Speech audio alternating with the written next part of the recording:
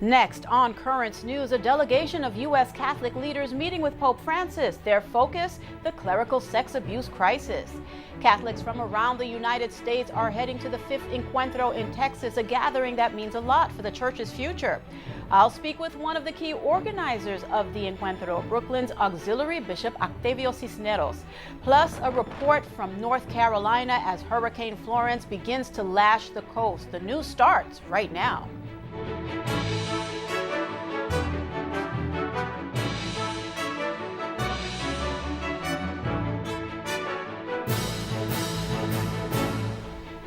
Good evening, everyone. I'm Liz Faublas. Pope Francis met a leadership team of U.S. bishops at the Vatican this morning. The Americans requested the audience to consult with the Holy Father about the clerical sex abuse crisis in the United States. Melissa Butts reports from St. Peter's Square. What the Catholic Church has been waiting for the past few weeks happened today at the Vatican, the apostolic meeting between Pope Francis and the leaders of the USCCB. Thank you so much for receiving us.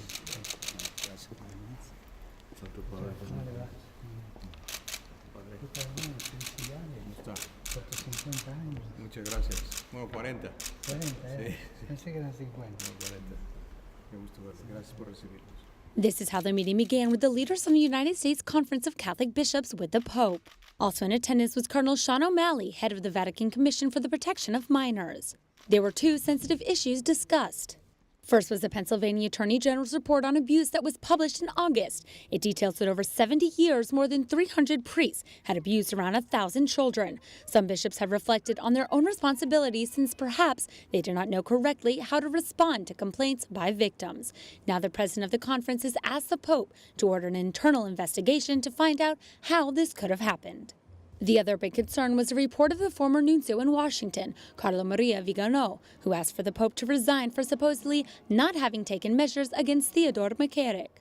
Pope Francis suspended McCarrick from the cardinalate in July when he learned that he had abused minors for decades. Vigano says everyone knew that the former cardinal had behaved improperly and abused seminarians, and nobody, including himself, did anything. The letter accuses the Vatican of allowing homosexual networks in the North American Church, and some bishops from the country have asked the Vatican to clarify these accusations. For the moment, the Pope has taken an unprecedented step. He summoned all the presidents from Episcopal conferences around the world to a summit in the Vatican to discuss the protection of minors. Melissa Butts reporting from the Vatican. Following the closed-door meeting with the Holy Father, U.S. Conference President Cardinal Daniel DiNardo issued a statement that thanked the Pope for receiving the delegation and also said, quote, "We shared with Pope Francis our situation in the United States, how the body of Christ is lacerated by the evil of sexual abuse. He listened very deeply from the heart." Cardinal DiNardo is facing accusations at home that he didn't do enough to stop a suspected predator priest. Father Manuel La Rosa Lopez was arrested on Tuesday on charges of indecency with children. Survivors of the attacks allegedly told the cardinal about the priest, but claim he didn't remove him from ministry. And while the Pope was meeting with the U.S. delegation, the Vatican announced he accepted the resignation of West Virginia Bishop Michael Bransfield. Baltimore Archbishop William Lori will investigate charges Bransfield sexually harassed adults.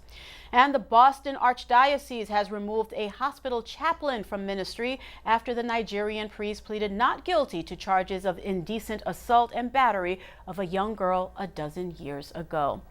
Cardinal Donald Wuerl could resign soon. An archdiocesan spokesman confirmed the cleric will meet Pope Francis and intends to ask the Holy Father to allow him to step down as Archbishop of Washington, D.C. Wuerl has been under fire over the handling of sex abuse cases. New York's Cardinal Timothy Dolan hopes his brother Cardinal doesn't resign, telling CNN's Christine Amanpour that Wuerl is a leader among the U.S. bishops. Cardinal Dolan also talked about what has been a trying time for the church. This summer has been anything but a church picnic for us. I mean, it's been a disaster, one crisis after another. And as I try my best to listen to people, I hear them express very eloquently frustration, bewilderment, anger, confusion, you name it, they got it. And you just asked me my sentiments. I say to them, thanks for telling me, nice to meet you, I'm feeling the same way, because I get angry as well. Cardinal Dolan also said he takes the account of Archbishop Carlo Vigano about the McCarrick case seriously and added he trusts Francis will respond appropriately. Joining us now is the national correspondent for the Tablet and Crux, Christopher White. Christopher, thank you as always for being with us. Let's begin first with a discussion about the two cardinals. We have Washington's Wuerl, who's looking to step down, while New York's Dolan doesn't want him to go. Are we getting mixed messages here? Listen, I wouldn't say they're mixed messages. I think when Cardinal Dolan spoke today about the Wuerl situation, he prefaced it by saying, look, I'm speaking on very personal terms here.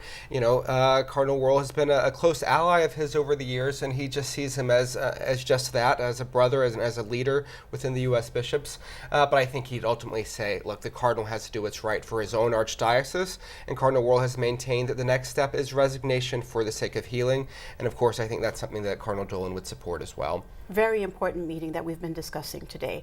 Christopher, a delegation of U.S. bishops meeting with the Pope to discuss the reform efforts in the United States, while the person heading the delegation, Cardinal DiNardo, is being accused of mishandling abuse claims in his own diocese. Meanwhile, with all of that said, a West Virginia bishop steps down today and an investigation has been launched into his potential abuse. With all of that said, what is going on here?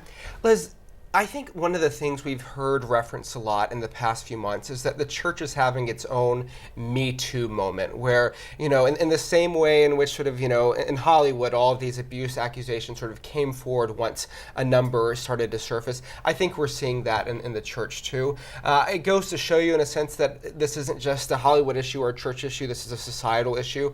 But I think what we've heard from leaders like Cardinal DiNardo and Cardinal Wuerl and Cardinal Dolan and many others in the past few months is that we need to hear these stories. They're welcoming that. And so I think that's why you're hearing them break through right now. A story you've been following, Christopher, the leadership of the USCCB meeting in Washington this week to formulate a response to the abuse crisis here at home. How did the meetings go? Well, Liz, what I've heard is that the meetings were very informative, very instructive, and that they do plan to release sort of some action items, but they were waiting to hear how the meeting with Pope Francis went with the U.S. delegation today. So I think any time now we'll get some more sort of meat to their actual proposals as to what comes next. And looking ahead really quickly, will we have to wait until February when Pope Francis calls the bishops from around the world to Rome to discuss the protection of minors to see any type of action on this front? Well, Liz, the meeting in February will be a global summit. But before we get to that meeting in February, we have this, the U.S. Bishops' General Assembly, which will take place in Baltimore in November. And that, I think, is when we'll see some real action take place, particularly when it comes to tangible measures for holding bishops accountable. So we may see some proposals then to start reforming canon law and also invite a greater role for the laity in bringing about greater transparency here. All right, Christopher, thank you so much. We covered a lot of ground. Always good to have you here. New information tonight about the Pope's visit to Ireland. The Holy Father held a private meeting with the Irish Jesuit community.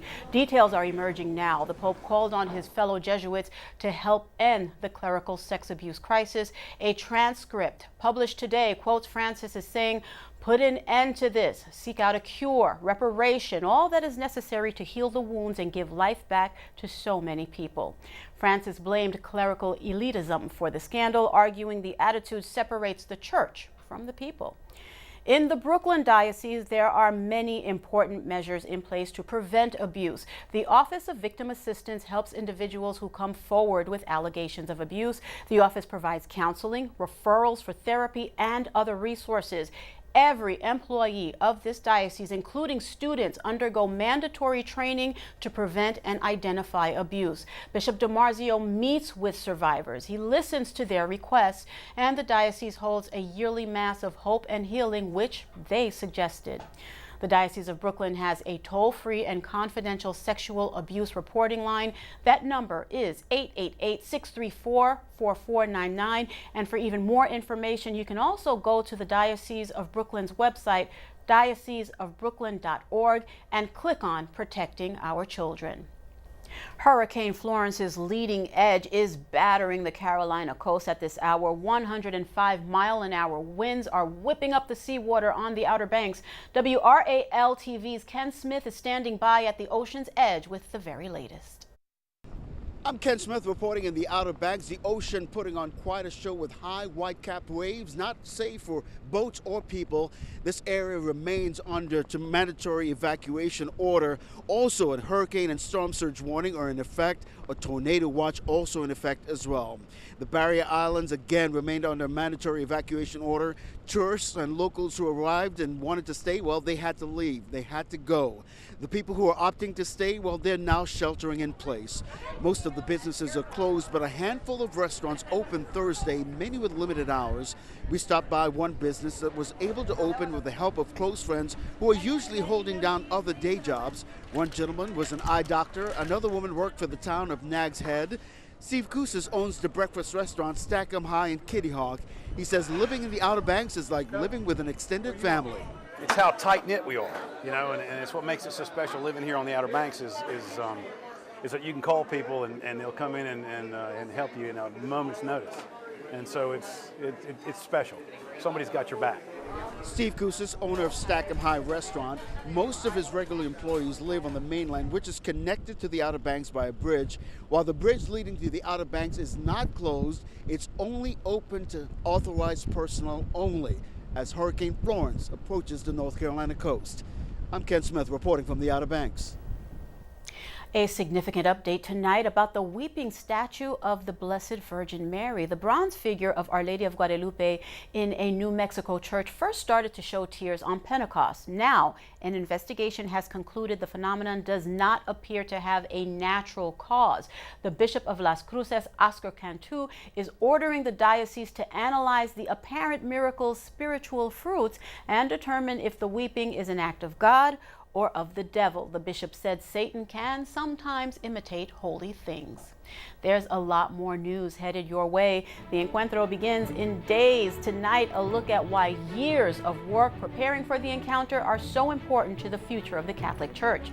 Brooklyn's Auxiliary Bishop Octavios Cisneros is one of the key organizers of the Encuentro, and I'll talk with him about the goals of the gathering. Do you have a story idea, something happening in your parish we should know about? We want to hear from you. Keep this email handy, newstips@thesalesmedia.org. We'll be right back.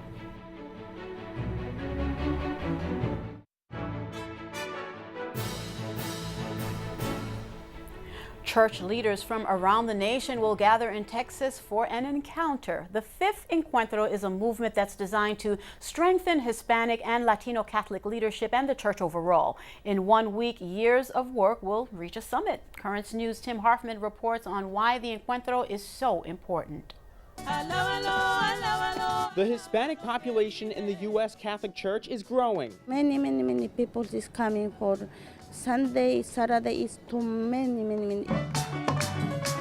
Overall, about 40% of U.S. Catholics and most Catholics under the age of 30 are Hispanic, according to a new survey as part of next week's national gathering in Dallas, Texas. When we talk about Hispanic or Latino, we talk about 25 or even more countries with the different mentality, different tradition, different way to talk. The gathering is called the Fifth Encuentro, or Encounter. The goal is to strengthen the Catholic faith in the Hispanic ministry. Thousands of clerics and lay leaders will attend the 3-day conference. Father Carlos Quijano is one of them. It's a reflection that brings parish leaders, priests, bishops, deacons, all together to sit down for 3 days of reflection, prayer, and sharing about our hope, what we see as a possibility for our improve our connection with the communities around the country. Father Carlos is the pastor of Blessed Sacrament Church in the Jackson Heights neighborhood of Queens. Nearly 90% of his parishioners are Hispanic. He sees the Fifth Encuentro as a way to unite the diverse worshipers. There are a big difference between how to be Catholic from somebody who comes from Argentina, from somebody from Peru, from the Dominican Republic, or Mexican, or Salvadoran. So it is a way to find a common ground for all those different voices. Nationwide, over 2.5 million Hispanics attend nearly 8,000 weekly, monthly, or bi-monthly Spanish masses. That statistic doesn't surprise Edwin Perez. He's the director of religious education at Blessed Sacrament Church and leads 1,000 elementary school children in strengthening their faith every weekend. They can speak very well in English, but they prefer attend to Mass in Spanish than in English. He says that's because of their Hispanic roots. The first time that they received the faith was in Spanish. But according to the national survey, only 17% of elementary school children and 14% of high school students are Hispanic. Father Carlos says there is still work to be done, and the Fifth Encuentro is a way to strengthen the faith. We are the one to replace those who has gone because they move away. And if we want to have a future, we need to have also obligation, commitment to our congregation. In Jackson Heights, Tim Harfman, Currents News. Brooklyn's Auxiliary Bishop Octavios Cisneros is playing a very important role in the Encuentro. He is the lead bishop of New York's Encuentro Region 2, and he joins us now. Bishop, thank you so much for being with us. This is a 4-year process in which you culled a lot of information on various topics. Tell me, please, what are the biggest results from the New York region? Of course, the major themes have been around family, the youth. But I think that one of the things that stands out is a reinvigoration of Hispanics on evangelization and ministry. Mm-hmm. And when we speak about the Encuentro, it's all about evangelization. I think the main thing that we can talk about is that dynamism that has been obtained through the parochial diocesan. Do you remember the diocesan Encuentro, where so many people went to St. John's University? Yes. Mm-hmm. Well, that same dynamism has been in Albany, mm-hmm. and now we have 30 delegates that are going to continue into the Fifth Encuentro National. What are the main things? The importance of formation. Right. That came through in all of the meetings. Mm-hmm. And when we talk about formation, we're not just talking about catechism for initiation. Mm-hmm. No, we're talking formation of the adults, because if we are to evangelize, we have to bring what we have been given. What happens at the Fifth Encuentro? What happens when you sit down and you talk about all these results and you talk about the dynamism and the evangelization? How do you put all that together and move it forward? Well, as far as I understand what is going to happen in Texas in a few days, all kinds of different groups have been set aside. Mm-hmm. In those groups, our delegates are there to express their own opinions, to bring the results of our own diocese, our own region, and to take notes in everything that is being said. All that is going to be part of a plan that is going to be sent out then to all the dioceses, to all the bishops, to all the groups, and 2019, 2020 would be the formation of, once again, the dioceses, the parishes to come down and understand what has been happening. So there's that forward momentum after you leave the Encuentro. It doesn't stop on September 20th. Okay. And I have to ask you very quickly, Bishop, the Encuentro will be in Texas, obviously, and it will not be far from the border with Mexico. Can we expect a discussion about immigration issues as well? Definitely, because that's one of the points that have been coming out of the Encuentro. Immigration is very important. It's a social context of our evangelization. It's not political, it's the gospel. We have 30 seconds, Bishop. Tell us what you want for the Hispanic community here in the diocese, the Catholic community here in the diocese, to understand about the importance of the Encuentro in the time we have left. Understand that they're church, that we are not just interlopers, that we are part of one church. And the church in Brooklyn, the church in America, is one church, and we are united, whether you're Hispanic, whether you are Chinese, or whatever you come from, even whether you're Cuban. It's one church, and I want everybody then to feel that evangelization is for everyone, and that we are an intricate part, an important part of that evangelization. Thank you so much, Bishop. That is the perfect last word. I appreciate your joining me as always. Thank you. Pope Francis could be taking off to visit another country soon. Sean Richardson tells us where the Holy Father is looking to go. The Pope met in the Vatican with a Japanese association of delegates that promotes culture and solidarity. Volete dimostrare che la religione, la cultura e il mondo economico possono collaborare pacificamente per creare un mondo più umano e caratterizzato da una ecologia integrale. It was a cordial meeting in which they were surprised. Vorrei annunciarvi la mia volontà di visitare il Giappone l'anno prossimo. Taking advantage of your visit here today, I would like to announce to you my intention of visiting Japan next year. Speriamo poter farlo. I hope that I will be able to do it. The Japanese brought a letter to the Pope. It was a handwritten letter that they unfolded before his eyes and read to him. Pope Francis has always shown great interest in Japan. In fact, when he was young and became a Jesuit, his idea was to leave for this country. But he could not because he became seriously ill and his superiors prevented him from doing so. In Rome, Sean Richardson, Currents News. It's quite a letter. Still to come on Currents News, a tough New Yorker on hurricane watch after a VA hospital was forced to evacuate. His story and his prayers are next. We'll be right back.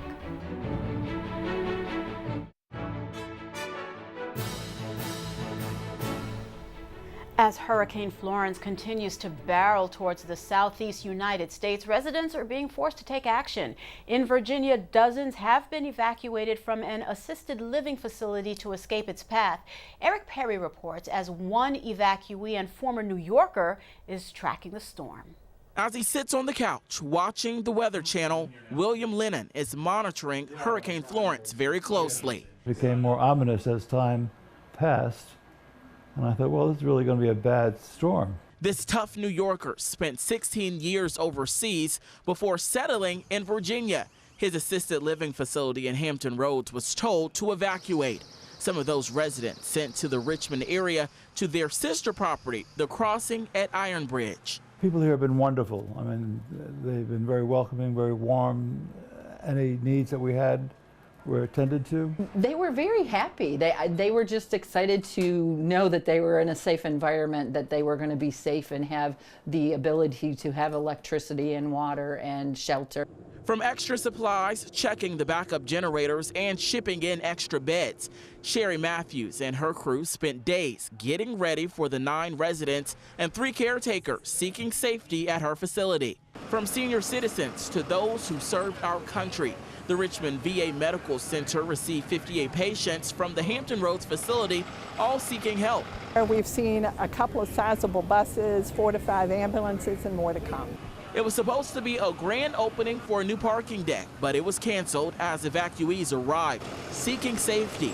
Many suffering spinal injuries. Darlene Edwards says it's a crucial relationship between facilities. Spinal cord injured patients who are arriving right now have specialized needs. We have a very large inpatient unit, the largest in the country for VA. As crews work to make sure those transferred are comfortable, William Lennon sits and thinks about those who will be directly affected. We're all praying for them, that they stay safe, because it's going to be a devastating storm. The residents are set to stay in the new facility until Tuesday, and we'll definitely be praying that they survive this storm safely. That is Currents News. Thank you so much for joining us. I'm Liz Faublas. Set your DVR to record this program so that you never miss it, because we are putting your faith in the news. Hope to see you again next time.